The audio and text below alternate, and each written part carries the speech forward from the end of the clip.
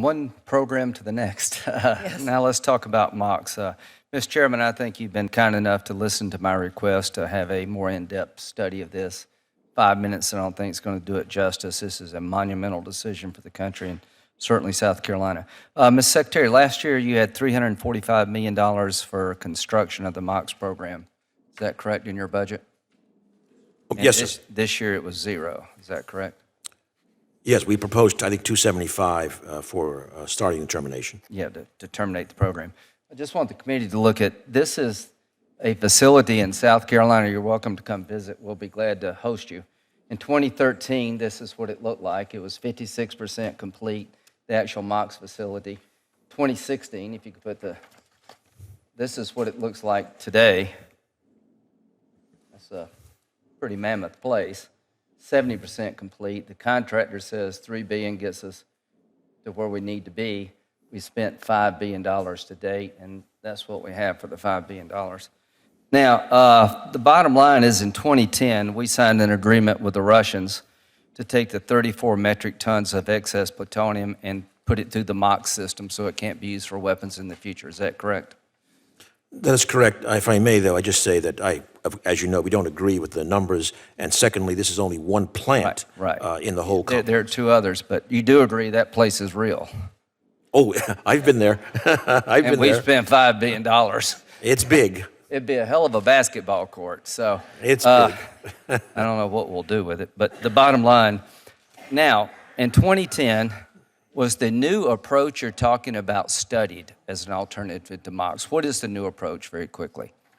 The new approach is actually the old approach of dilution and disposal, as we've done for roughly 5 tons. Was the old approach studied in 2010? I don't believe so. I'd say I wasn't here at the time, but I don't believe it was looked at carefully.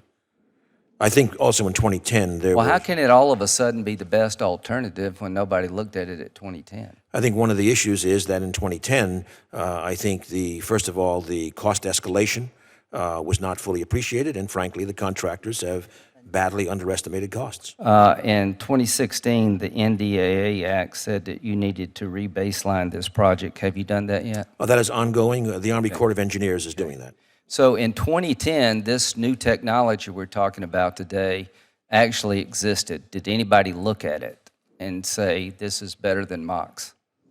Well, again, I think I'm speculating. In 2010, the issue was MOX was the program of record with the Russians. But again, the costs subsequently were recognized as being much higher. So is it a situation where MOX, we just missed it really badly on MOX in terms of the actual cost?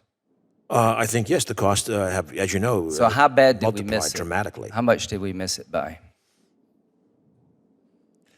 1,000%? No, well, probably factor of 3, something like that. Okay, 3. We missed it by a factor of 3. Probably. Has anybody been fired? If you ran a private business, if you ran a private business and somebody created a project and you're $5 billion into it, you find out it actually costs 3 times more than everybody thought, would you fire somebody? Oh, I didn't say 3 times, by the way, from today. I meant from the original cost estimate. Okay. Okay. Would you fire somebody? Look, I think we have the contractor has had severe reassignments of people. Well, I just want the committee to know the contractor will be willing to do a fixed price contract.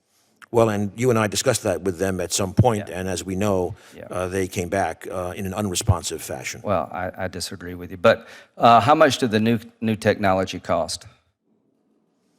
We estimate probably around $15 billion lifetime cost. Okay, how much time have you spent studying that?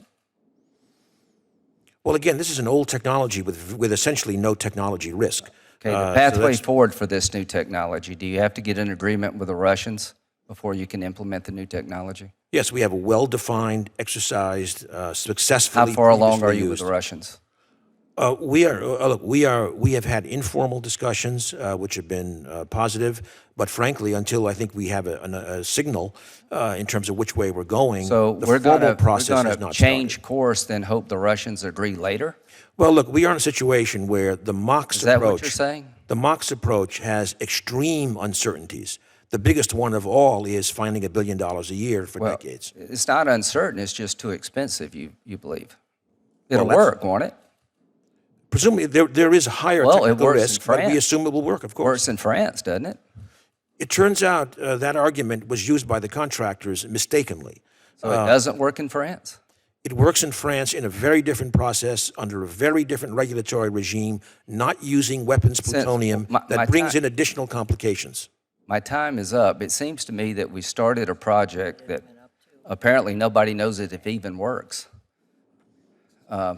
Somebody should be fired for that. Finally, No, we expect it will work. So yeah. it's just, Well, okay. You're going to take this diluted material and put it where? Well, we know that 13 tons, certainly without permit or land withdrawal modifications, could be in WIP, and the first 6 tons from South Carolina. Where's WHIP?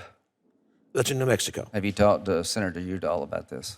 We've had informal discussions, yes, but the first, as with the Russians, but the first 6 tons, as I say, have long been. Informally, you may get about 20-something tons of plutonium blended down, so I want you to know that formally. When you did the stuff at Texas, where does it go? I'm sorry, the question? Does it all go through this blended process? All 34 tons? Well, the proposal would be that all 34 tons eventually are diluted and disposed. Does the $15 billion include all 34 tons? Oh, yes. Yes, it did. It did. Are you sure about that? Well, I'll check just to make absolutely sure, but I think believe you might want to check. All right. Finally, what legal changes would be necessary to change course? Would any changes to law be required? Changes of law, okay, I'm not the lawyer, you are. Have you talked but to the lawyer? What we know is Have you talked to the lawyer about what would happen if we changed the first course? 13 tons, as I say, no There's requirements 34 at all. tons. I'm not worried about 13. What about the entire 34 And tons? that is uncertain in terms of what would be required.